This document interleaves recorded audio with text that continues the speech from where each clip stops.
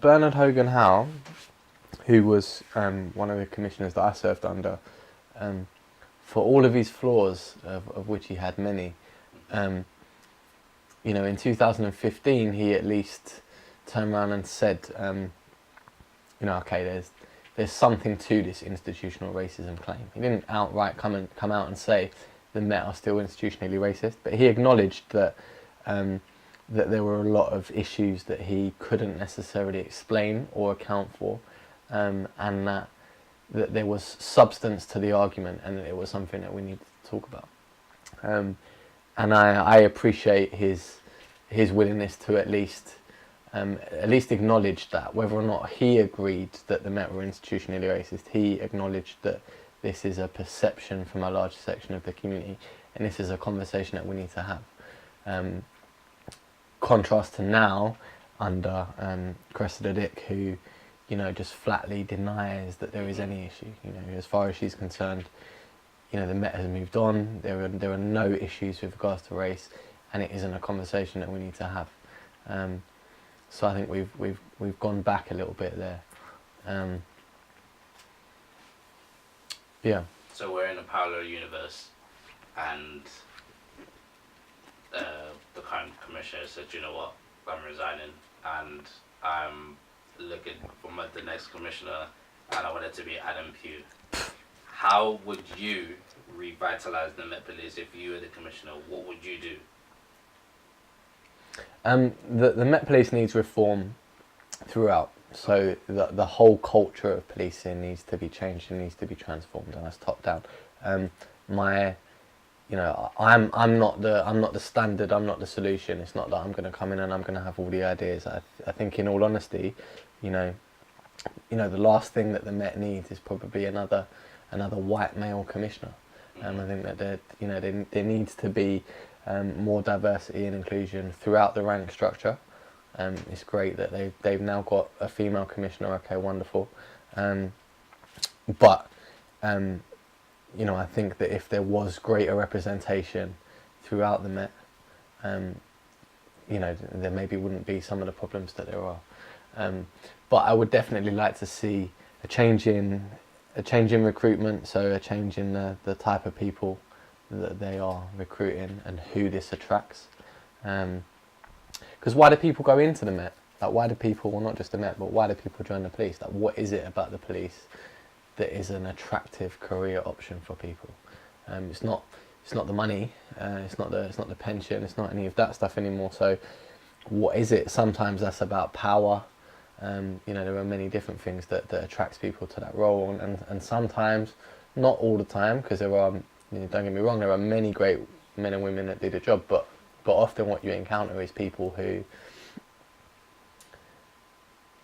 seem like they were either bullied in school or they were the bully in school.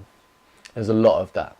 There's this kind of this feeling of, you know, this thirst for power and this thirst for authority. You know, it's I was bullied in school, but now I have this uniform and this authority, and I can kind of, you know, sort of flex a little bit, or they were that person in school, and this just gives them the ability to just continue to do that. And that's not true of everybody. I'm not sort of making broad statements, but there's definitely an element of truth to that. So, you know, I think I would like to see a police service that is reflective of the communities that it serves. It cannot be right that you can go to an area like Brixton, and 97% of the police officers there are white.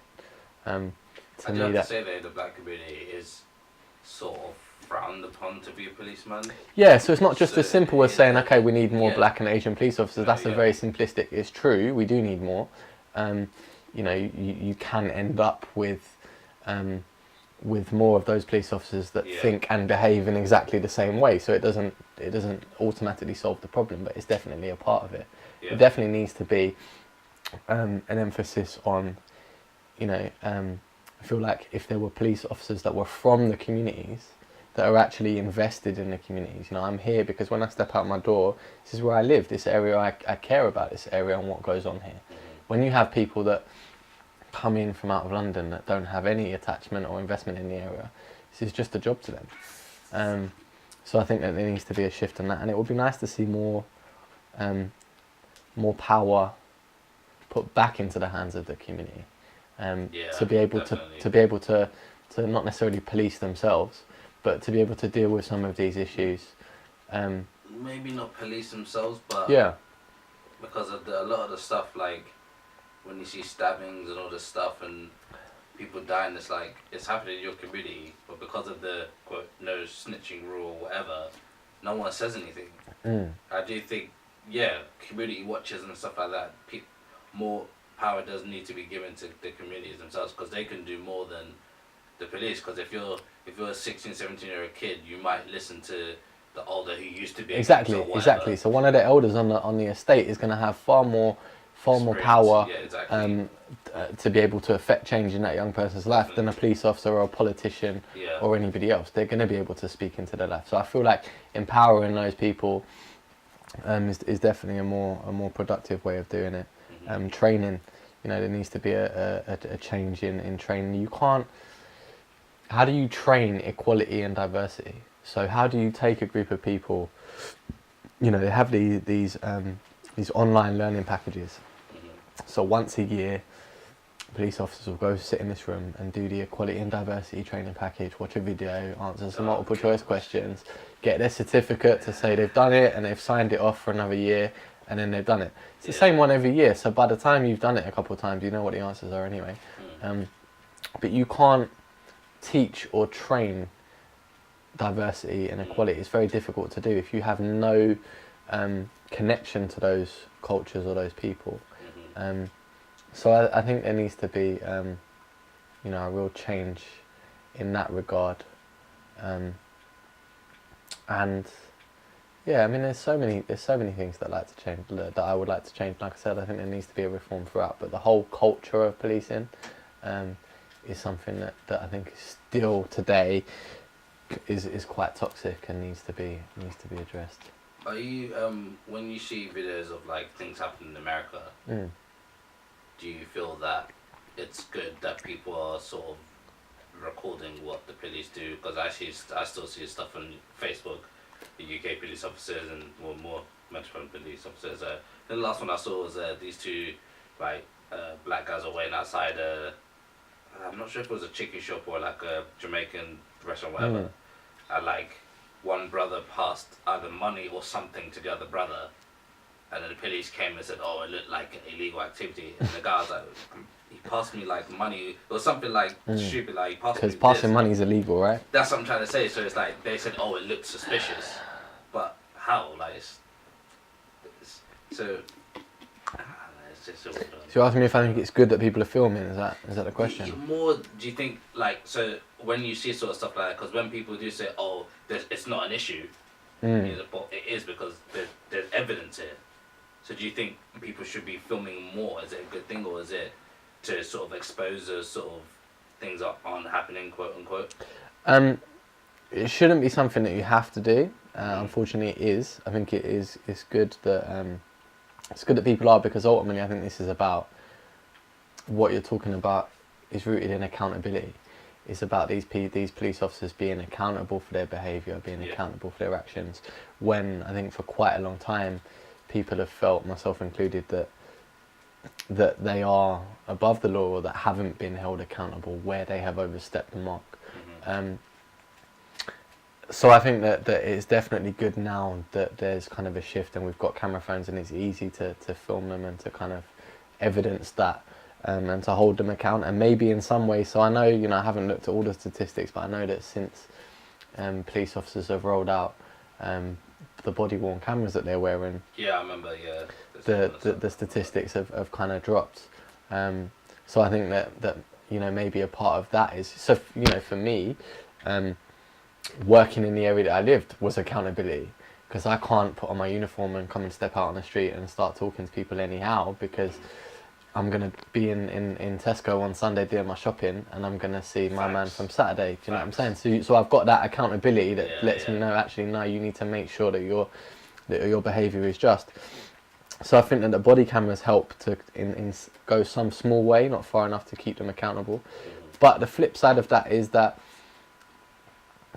what we're now seeing is this constant cycle of particularly young black men being brutalised, and these videos just going round and round on social media. And I think that does something to people, that does something to people's mental health, to constantly see on social media, to constantly go online and every day see, okay, another black man has been killed, or another black man has been brutalised in this way.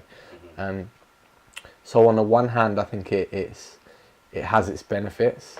It also has a very negative effect. And I don't know quite what the balance is there, because it's important that they are held to account. But sometimes you have to switch off, because it can take a lot out of you. You know, constantly seeing that cycle of violence and oppression. When I wanted to ask before, when you saw something that a colleague said that might have been, because I've noticed a lot of time, especially when I was at uni, there was always banter that was disguised as racism. And when you were in that environment, firstly, what was it like? And also, when you heard an inappropriate joke, a sort of ignorant comment, how did you go about to correct that, and how did you combat that? Excuse me, don't say that. It's really, yeah, and it's really difficult, right? Because that's the tightrope that you have to walk, is that, you know, you don't want to be ostracized and have your life made difficult and not be allowed to progress, but at the same time, you have to stand by your principles. And I think that you have to be on that from the off. Like, you have to be very consistent, because it only takes for you to start laughing at one or two inappropriate jokes where it becomes normalized, and then 3 weeks, 4 weeks later, when you do turn around and say, hang on, that was out of order, they'll remember, and they'll be the first to be like, yeah, but a couple of weeks ago you weren't saying that, or do you know what I'm saying? So you do have to really be on it.